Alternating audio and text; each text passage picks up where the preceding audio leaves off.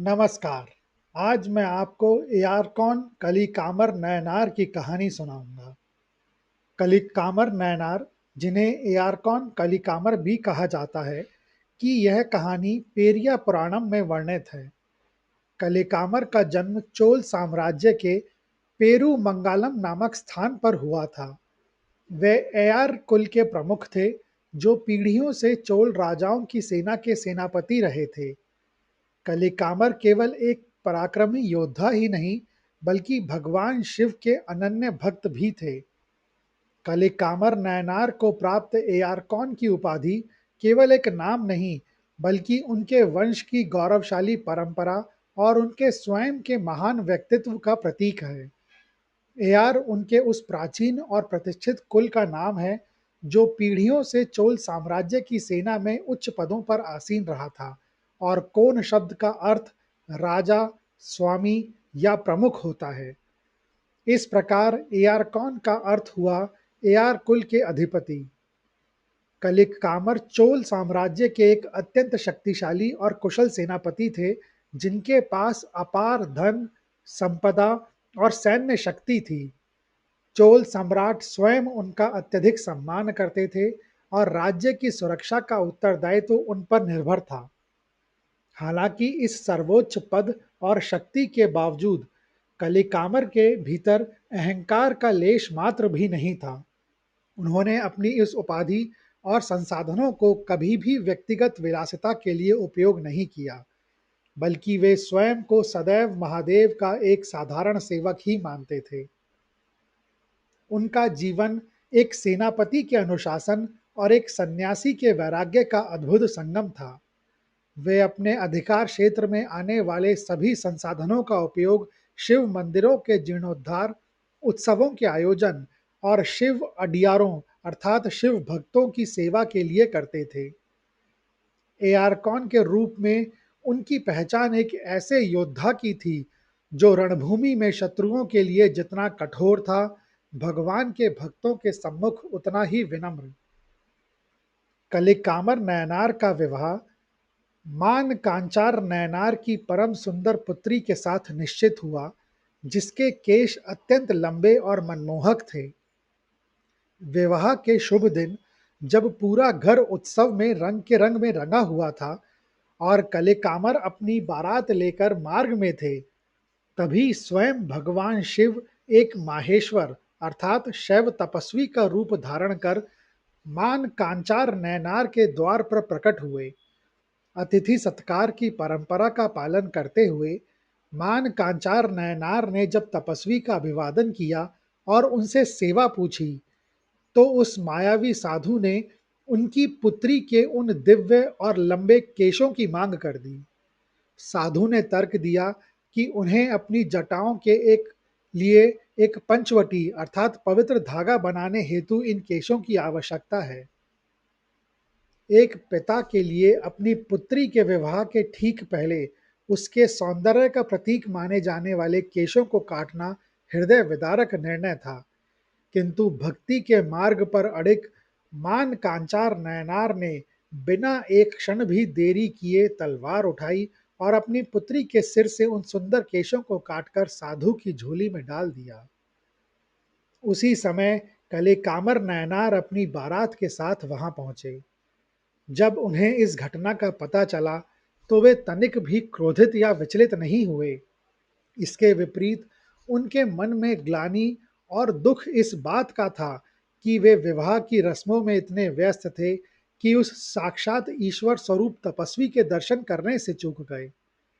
कलिकामर को इस बात का गहरा मलाल रहा कि उनके ससुर को तो स्वयं महादेव की सेवा का प्रत्यक्ष अवसर मिला, किंतु वे स्वयं उस पुण्य लाभ से वंचित रह गए।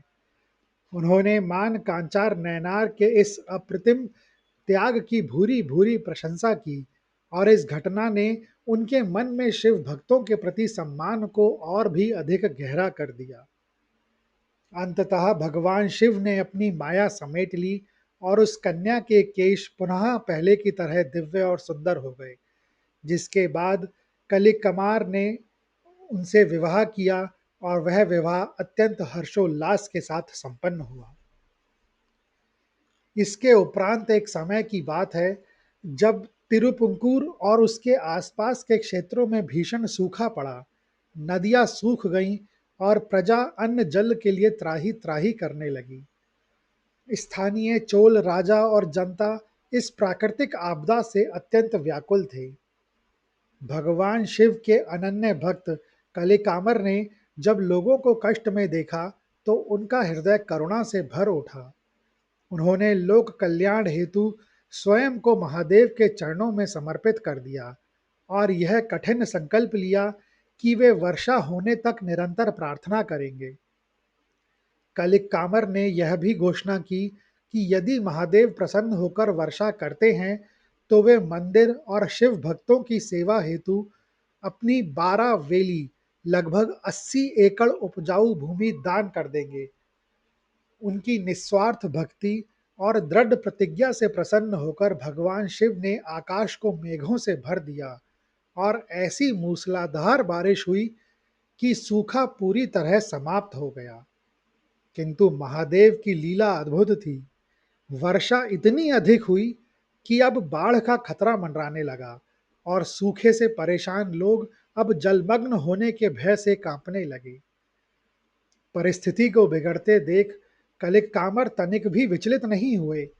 उन्होंने पुनः महादेव के सम्मुख मस्तक झुकाया और प्रार्थना की, हे प्रभु, अब इस वर्षा को रोककर सृष्टि की रक्षा करें।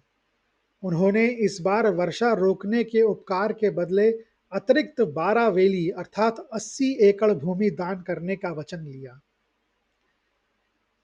उनकी पुकार सुनते ही वर्षा तत्काल थम गई और चारों ओर हरियाली छा गई। इस प्रकार कलिक कामर ने कुल 24 वेली भूमि अर्थात 160 एकड़ भूमि जनहित और मंदिर के कार्यों के लिए अर्पित कर दी। कलिक कामर के मन में एक अन्य प्रमुख नैनार सुंदरर के प्रति गहरा रोष उत्पन्न हो गया था। इसका कारण यह था कि जब सुंदरर की पत्नी परवैयार उनसे रुष्ट हो गई थी तो सुंदरर ने स्वयं भगवान शिव से प्रार्थना की थी कि वे उनके दूत बनकर परिवयार के को मनाएं। भगवान शिव ने अपने भक्त की पुकार सुनी और रात के समय सुंदरर के दूत बनकर गलियों में पैदल चलकर परवयार के पास पहुंचे। जब कलिकामर को यह ज्ञात हुआ तो वे अत्यंत दुखी और क्रोधित हो गए। उनका मानना था स्वयं महादेव जिनकी आराधना भगवान ब्रह्मा और भगवान विष्णु करते हैं, उन्हें एक साधारण मनुष्य ने अपने सांसारिक कार्यों के लिए दूत कैसे बनाया, और वह भक्त कैसा जिसने अपने स्वामी को रात की अंधेरी गलियों में चलने का कष्ट दिया। कलिकामर ने प्रतिज्ञा की कि वे ऐसे व्यक्ति जो कि सुंदर हैं का मुख कभी नहीं देखेंगे। भगवान शिव ने अपने इन दोनों प्रिय भक्तों के बीच की शत्रुता को समाप्त करने का निर्णय लिया। उन्होंने कलिक कामर को एक तीव्र शूल रोग अर्थात पेट का असहनीय दर्द दे दिया। कलिक कामर दर्द से कराह रहे थे पर उनकी निष्ठा कम नहीं हुई। भगवान ने उन्हें आकाशवाणी कर बताया, यह पीड़ा केवल तभी शांत होगी जब सुंदरर अपना हाथ तुम्हारे ऊपर रखेंगे। कलिक कामर ने उत्तर दिया, हे प्रभु, इस पीड़ा से मर जाना कहीं बेहतर है बजाय उस व्यक्ति से सहायता लेने के जिसने आपको दूत बनाया। दूसरी ओर भगवान शिव ने सुंदरर को दर्शन देकर आदेश दिया, कलिक कामर अत्यंत कष्ट में है, तुम जाकर उनका रोग ठीक करो। सुंदरर तुरंत पेरूमंगालम के लिए निकल पड़े। जब कलिक कामर को समाचार मिला कि सुंदरर उनके घर आ रहे हैं तो उन्होंने सोचा, यदि यह व्यक्ति मेरे घर आकर मुझे स्पर्श करेगा तो मेरी मर्यादा भंग हो जाएगी। इससे पहले कि वह यहाँ पहुंचे मैं अपनी जीवन लीला ही समाप्त कर लूंगा। उन्होंने एक तलवार ली और अपना पेट चीर लिया।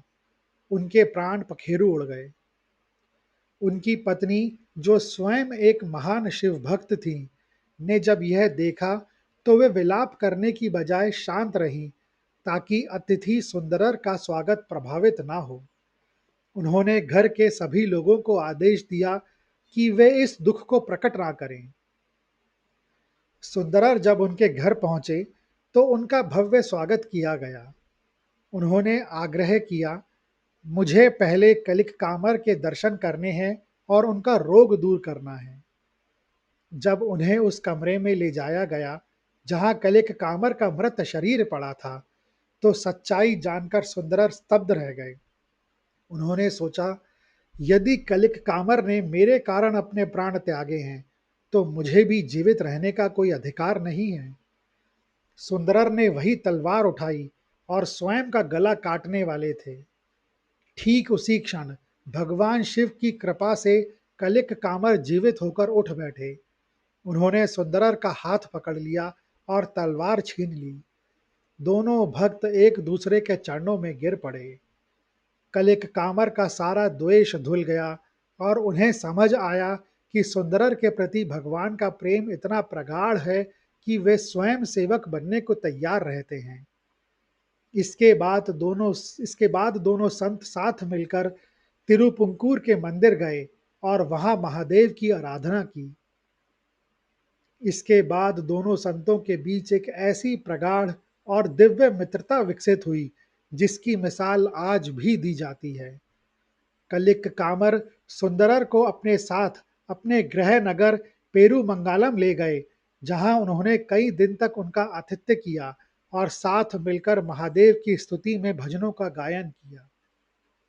इसके पश्चात कलेकामर सुंदरर के साथ उनके निवास स्थान तिरुवरूर भी गए और वहां भगवान त्यागराज की सेवा में अपना समय व्यतीत किया। उन्होंने अपने जीवन के अंतिम वर्षों को पूरी तरह से शिव भक्ति और सुंदरर जैसे महान संतों की संगति में समर्पित कर दिया था। जब सुंदरर के पृथ्वी पर रहने का समय पूर्ण हुआ और भगवान शिव ने उन्हें कैलाश बनाने के लिए श्वेत ऐरावत हाथी भेजा, तब कलिक कामर नयनार पहले ही अपनी भक्ति और सेवा के मार्ग को पूर्णता तक पहुंचा चुके थे। परंपरा के अनुसार कलिक कामर ने अपनी इस भौतिक यात्रा को सुंदरर की मित्रता और महादेव के अटूट ध्यान में डूबे रहकर संपन्न किया। वे सुंदरर के इतने करीब आ चुके थे कि उनकी आध्यात्मिक यात्रा भी एक दूसरे की पूरक बन गई थी। अंततः अपनी सेवा और निष्ठा के बल पर कलिक कामर ने उसी दिव्य पद को प्राप्त किया जो महान संतों के लिए आरक्षित है। उनकी यह अंतिम यात्रा केवल शरीर त्यागने की प्रक्रिया नहीं थी, बल्कि एक ऐसे भक्त का महादेव में विलीन होना था जिसने पहले तो मर्यादा के लिए अपने प्राणों की आहुति दी और फिर सत्य का बोध होने पर अहंकार त्याग कर सखा भाव अपनाया। आज भी उनकी कथा सुंदरर के साथ उनके इस गहरे आध्यात्मिक संबंध और कैलाश गमन के साथ संपन्न मानी जाती है। यह कहानी सुनने के लिए धन्यवाद। अगर आपको यह कहानी अच्छी लगी हो तो कृपया इस वीडियो को ज़्यादा से ज़्यादा लोगों के साथ शेयर करें, लाइक करें और चैनल को सब्सक्राइब करें। कमेंट्स बॉक्स में लिखें, ओम नमः शिवाय।